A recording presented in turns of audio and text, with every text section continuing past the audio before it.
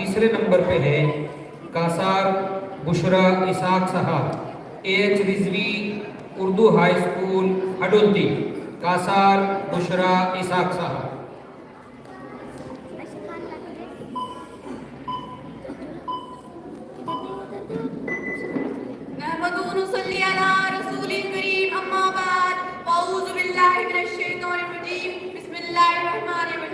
यकीन हो कि ना हो बात तो यकीन की है, यकीन हो कि ना हो बात तो यकीन की है, हमारे जिस्म की मिट्टी इसी जमीन की है, मेरे वतन के सभी लोग भाई भाई हैं, ये दूरियों की सियासत किसी कमीन की है। काबिल कदर सामाई और मेरे हम मकतब साथियों, अस्सलाम वालेकुम रहमतुल्लाहि व बरकातहू। आज इस मतलब कुशाई की साथ हासिल कर रही हूँ, वो है तहरीक आज़ादी मुसलमानों का किरदार। एक तरफ इतना वसी मौजू और दूसरी तरफ वक्त की बंदिश। इंशाअल्लाह मैं अपनी तकरीर वक्त मुकर्ररा पे मुकम्मल करने की कोशिश करूंगी। जनाब इस्लाम का पत्ता पत्ता बूटा बूटा इस वक्त तेजी का हर कोशार हर चप्पा इस बात की गवाही देता है कि मुसलमानों ने जिस कदर कुर्बानियां इस मुल्क की आज़ादी के लिए पेश की हैं, उस कदर कुर्बानियां किसी और कौम ने नहीं दी। हिंदुस्तान की दास्तान यूं तो बहुत पुरानी है, समझ में नहीं आता कि मुसलमानों को सवेरा मान याद दिलाऊं, तहरीक आज़ादी मुसलमानों का किरदार याद दिलाऊं, या आज इस वक्त मुसलमानों पर बातें में फिरका परस्त ताकत के जरिए अपने मसालिक का बयान करूं। बहरहाल ये वो मौत याद करने का मौका है जिन्होंने तहरीक आज़ादी खातिर अपनी जान के नजराने पेश कर दिए, जिससे इस वक्त की मिट्टी सैराब हुई और जिनके लहू से इस वक्त के गुलशन में बहार आई है। 100 बार संवारा है हमने इस मुल्क के गेज़वे वतन को, 100 बार संवारा है हमने इस मुल्क के गेज़वे वतन को, ये अहले जो बतलाएंगे क्या हमने दिया है आलम को। सामीन हज़रात, आइए माजी की सफ़ात को पढ़ते हैं। 17 को दोहरे अंग्रेजी शातिरों और यर्राना से जो बंगाल के नवाब सिराजुद्दौला भाग लेते हैं। बक्सर के मैदान में जंग होती है, नवाब सिराजुद्दौला को शहीद कर दिया जाता है। 1799 को दोहरे अंग्रेज हिंदुस्तान में कदम बढ़ाने की कोशिश करते हैं, लेकिन उन्हें क्या मालूम कि उनका मुकाबला एक शेर से है।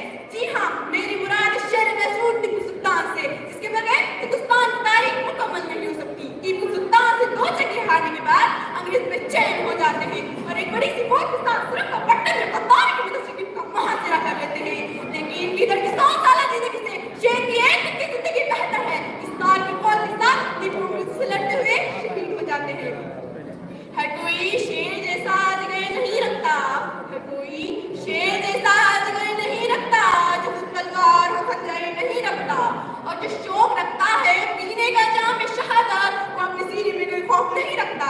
जनाब जैसे जैसे वक्त गुजरता जाता है, अंग्रेज मुल्क हिंदुस्तान में मजबूत होते जाते हैं, तब हमारे उलमाए इकराम, हमारे अकादरीन मदरसे को छोड़कर खानकाह को छोड़कर अंग्रेज के खिलाफ मैदान में कूद पड़ते हैं।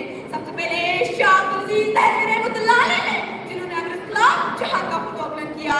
जनाब ये फतवा अंग्रेज पर बिजली तक गिर पड़ता है, अंग्रेज की नींदें हराम हो गई, जगह जगह शोले भड़कते हैं। कुछ बात है कि हस्ती मिट्टी नहीं हमारी, कुछ बात है हस्ती मिट्टी नहीं हमारी, सदियों रहा है दुश्मन दौरे समा हमारा। सामईन हज़रात, इन वाक़यात के बाद अंग्रेज तहरीक काउंसिल अपनी किताब में लिखता है कि 1864 से 1867 हिंदुस्तान की तहरीक आज़ादी की वो इंसान है जिसमें अंग्रेज निशाने पर सिर्फ और सिर्फ उलमाए इकराम थे। काउंसिल कहता है कि दिल्ली जाने चौक से लेकर पाकिस्तान के खबर तक कोई ऐसा पेड़ नहीं बचा जिस पर किसी उलमाए इकराम की लाश लगी हो। काउंसिल कहता है उलमाए इकराम को तरह से दागा गया। काउंसिल कहता है उलमाए इकराम को खेती की खाल में करके वो दिल में कहीं भी ढकेल दिया गया। काउंसिल कहता है अंग्रेज उलमाए इकराम को कार के खुश थे।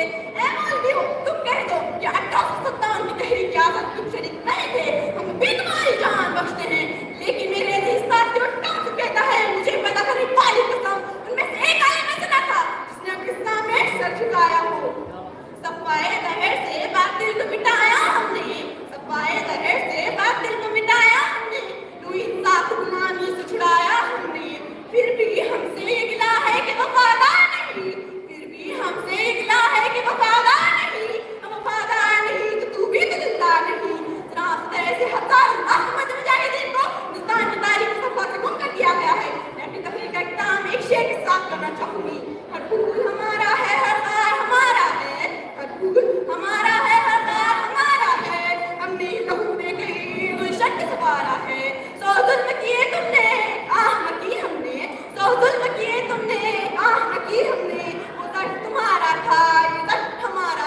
वाहिर दावना अल्हम्दुलिल्लाह रब्बिल आलमीन।